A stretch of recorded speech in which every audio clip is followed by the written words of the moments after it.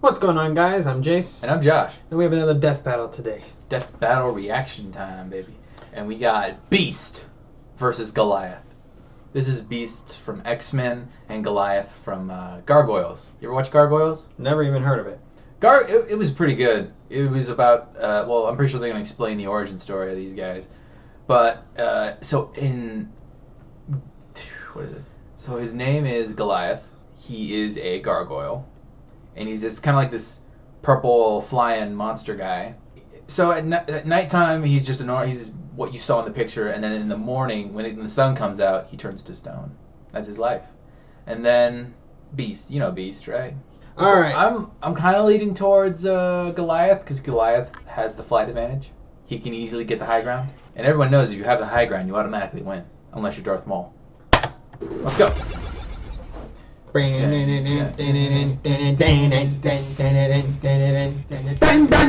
Some of the greatest heroes of all are shunned by the very people they continue to protect. Yeah, it's Basically sad. the worst deal ever. Like Beast, the blue genius of the X-Men. And Goliath, the gargoyle who gives new meaning to the phrase tough as stone. He's Wiz and I'm Boomstick. And it's our job to analyze their weapons, armor, and skills to find out who would win a death battle. Not bad, 8-bit. Mutation, the key to evolution. Oh, yeah. The process is slow, normally taking thousands of years. But every few hundred millennia, evolution leaps forward. If that means we're all eventually gonna transform into blue hairy monkey men, count me out. Feared by most normal people, mutants generally begin to show signs of their uniqueness around puberty. X-Men Not so Evolution, for that Hank was a good McCoy. show. Yeah, the instant he popped out, it was pretty clear that something was different about him. Namely the giant monkey hands and feet. Whew, that must have been rough on the way out. He better give dear old mom double the presents on Mother's Day. Though Hank successfully hid his mutation from the world throughout his adolescent life, he was eventually discovered and shunned. Constantly harassed and eventually kicked out of his own school, he was left to wallow in loneliness. Until good old Wheels showed up and offered him a Wheels. place on the mutant group known as the X-Men. Hank took on the nickname that was previously used to degrade him and transformed it into something new. Yeah, it's His Juggernaut. code name, Nice. the Beast.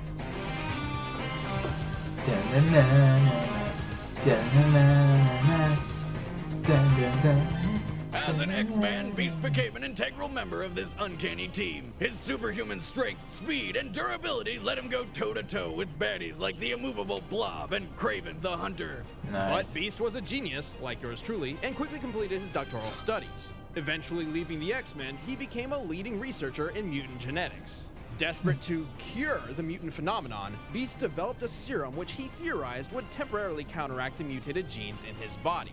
Except it kind of did the opposite. Poor guy, now he truly was a beast. His transformation wasn't all bad though. Fuzzy Beast could now lift over 10 tons, run over 40 miles per hour, and jump over 25 feet in the air. He also had a wicked healing factor which made him essentially healing factor. I didn't know that. This was nerfed dramatically from healing instantaneously to over a couple of hours when Quasimodo's experiments turned him blue. For a scientific Quasimodo's genius, he never experience? did quite figure out how to Is turn that back just to his old name self. calling or I something? mean, he's been able to turn into a Whatever. cat man, a horseman, blue Kelsey Grammer, fuck? and even Sasquatch. Somehow, he always ends up as his classic blue ape self. Now unable to hide in plain sight, Beast had little choice but to return to the X-Men as a teacher and a leader. As my research makes evident, it is possible to enhance the intelligence of mollusca cephalopoda, such as the squid, to the same level as that of the average human. Even a little above average. I'm afraid I must leave early, so I'll hand you over to my new teaching assistant, Mr. Cephalopod. Hold on, everyone. Now, where were we?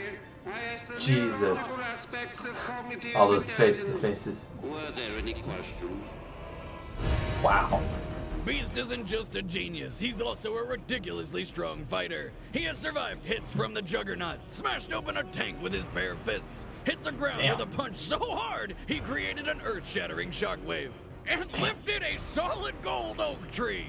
A cubic foot of gold What the weighs fuck? approximately 1 ton. Comparing the diameter of the tree to Hank's height, Oh. it's reasonable to believe that this golden tree weighs at least 60 tons. Or a shit ton, to be precise. Despite his athletic skill and enormous strength, Beast is a pacifist, preferring diplomacy over fisticuffs. He That is is true. rarely eager to enter a fight. In combat, he usually relies on his teammates to throw punches while he holds back to come up with game-winning strategies using his brilliant mind. Like the time he figured out how to use Juggernaut's own bulk against him. As Archimedes said when he discovered the principle of displacement, Eureka. But when he Eureka. gets angry, he'll enter a rage which makes him so uncontrollably fierce, he's a danger even to his closest friends. Literally unleashing the beast within. Beast's monstrous appearance remained a permanent part of his life. He was never truly accepted by society, and even had to leave the woman he loved for fear she would become a target of mutant haters. But if he could have his way, he would spend his days hanging from the ceiling with a nice cup of tea reading Shakespeare. But we don't always get what we want, so he'll have to settle for kicking ass. With faint Yeah. heart, averted feet, and many a tear, in our opposed path to persevere. A minor poet for a minor obstacle.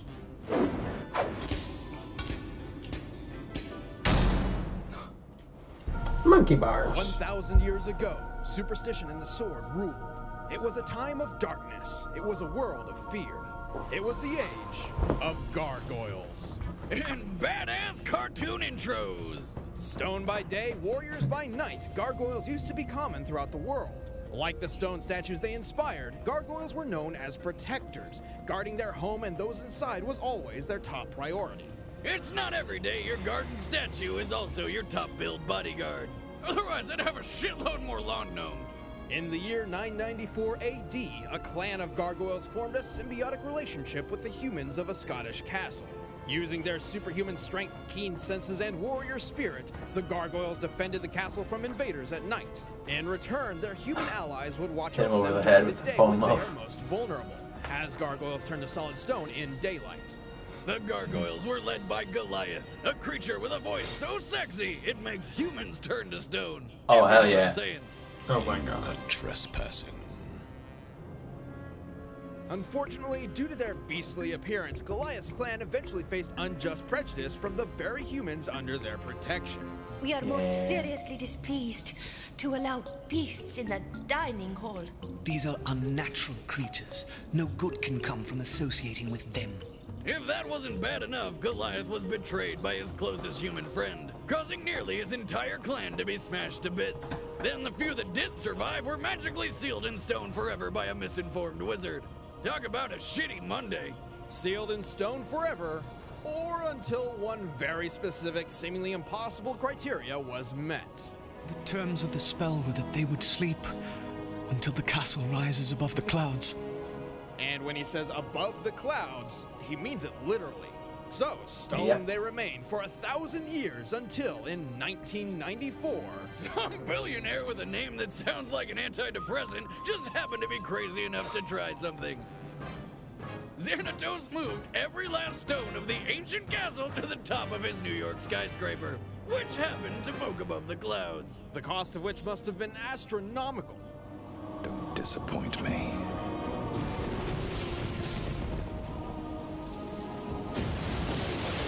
Oh yeah, I love this. It's badass.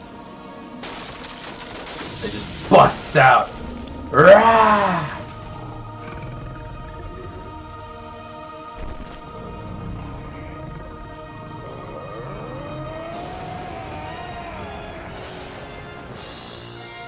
The curse was Oh, broken. it's so The cool. gargoyles awoke once again, and Goliath was tasked with leading his clan into the modern world. Despite being completely out of his element, Goliath adapted surprisingly fast. You mean he was texting and watching cat videos in no time? No, this was the 90s. Oh, so he wore crazy colored clothing and used nonsensical description words like bodacious, radical, or... Jalapeno. Jalapeno. Jalapeno. Jalapeno. Oh yeah, Jalapeno. I forgot about that.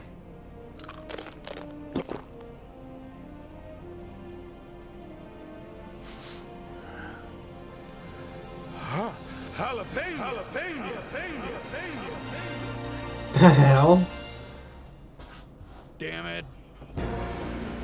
Turn turns out Goliath was naturally suited to traverse the broad expanse of the city with his enormous wings. Though to be clear, Goliath insists that he can't fly, only glide on the wind. What? Which I Yeah, insist right. is bullshit. What else would you call what's happening right here other than friggin' flying? Regardless of wind direction and speed, it seems Goliath has no trouble gliding wherever he wants to go. He only has issue taking off from the ground, requiring an elevated point to start from. Good thing he can scale giant skyscrapers from ground level without breaking a sweat. Goliath is strong enough to lift a car, create a small earthquake, and tear through steel with his bare claws, like it was wet paper. He's fast enough to keep pace with foes who use rocket-powered flight, and he's tough enough to survive a fall over 100 feet. He was even able to keep gliding after being shot by a Nazi plane's machine gun while fighting in World War II. He traveled through time. It was weird. Okay. Goliath may look I don't like a remember that. brutal monster, and he certainly can be when he goes into a rage. However, he's actually rather clever and wise. He was able to outsmart Oberon, who is practically an all-powerful magical god. And when Goliath's not leading his clan into battle or struggling to have a relationship with a human detective, Boundaries! he's usually holed up in his castle's library, reading. Wise and powerful, Goliath is a true force of nature. For 12 hours of the day. Right, the other 12, he's a motionless stone statue, making him a pretty easy target. Even when he's awake, Goliath often puts himself in danger for the sake of others, regardless of the risk. Hey, he's managed to survive for over 1,000 years, and believe me when I say, you do not want to be on this gargoyle's bad side.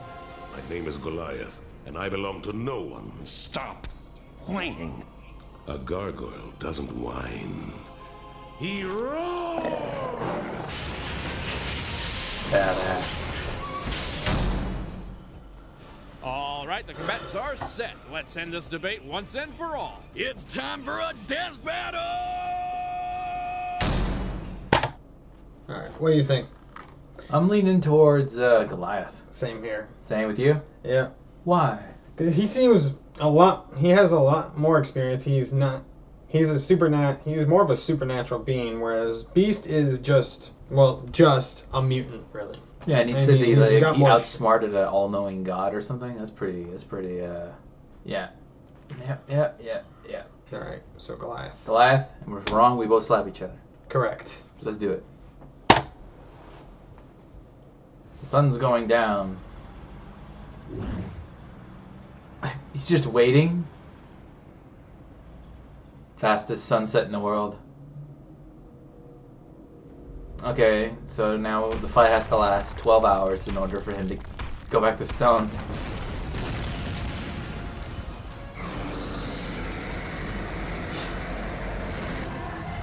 Nice.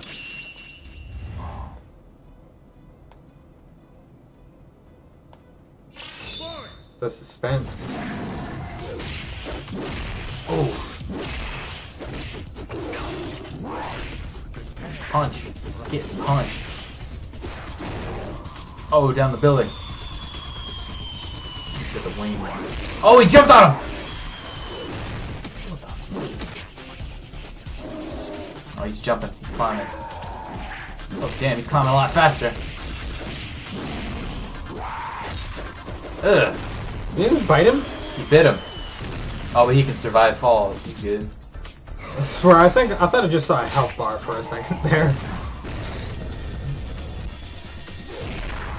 Stop the car, but nice. He ripped off the chunk of the car. Shit. He's got a quick reaction time. Oh, he's dragging it across the ground. It's gotta hurt. Ah!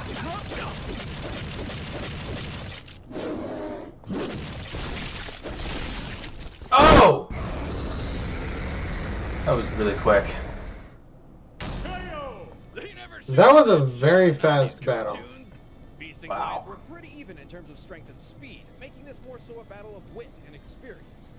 Beast was always more of a team player, preferring not to fight directly unless absolutely necessary. And since Goliath spent decades defending his ancient castle at New York from Vikings, thugs, magic beings, and Damn. ghosts, his combat experience trumped Beast's.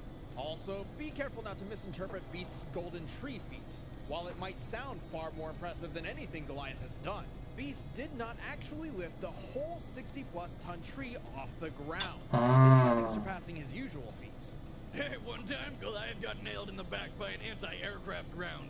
That's right, Goliath got shot by a gun designed to destroy airplanes, got back up and dropped a radio tower on the fools that tried it. And Beast didn't wait until sunrise for an advantage for two reasons. One, he didn't know what would happen because gargoyles in his universe don't share the stone by day rule. And second, Beast isn't tough enough to stand against Goliath for 12 hours straight. Finally, Beast has fought somebody similar to Goliath named the Griffin, and only survived the fight due to his fellow X-Men Angel's help. In the end, Beast just didn't have the heart to keep up with the gargoyle. Oh. Is Goliath. Okay, that one was actually pretty good. I mean, it was really short, but... The fight was really short. Alright, hope you guys enjoyed that reaction. I'm Jace. And I'm Josh. And we will see you guys in the next video.